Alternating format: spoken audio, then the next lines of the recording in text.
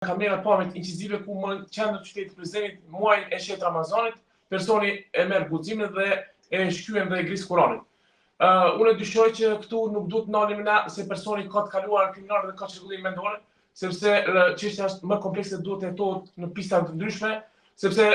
duhet shifet tash rezultati nga mbastisja vetëm ngjarjes në shtëpi të tij, apo del diçka që mund mu i doktrinu personi, apo te telefoni mos ka ndonjë mesazh se diçka ky është shtyr apo nxit nga dikush. Andaj prokuroria speciale duhet ta kryejë punën e vet. Po ligjet e Kosovës janë ligje të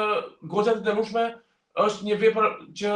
ka një përgjegjësi të madhe penale, sepse është bën një përçarje fetare, duke ditur se jemi muajin e shetë Ramazanit dhe Kosova ka besim të madh të qytetarëve që përcaktojnë fen islame. Domethënë këto kanë pritur shumë keq dhe janë trondjitur, por vepra penale është e dënueshme dhe parashet dënim me burg deri në 8 vjet.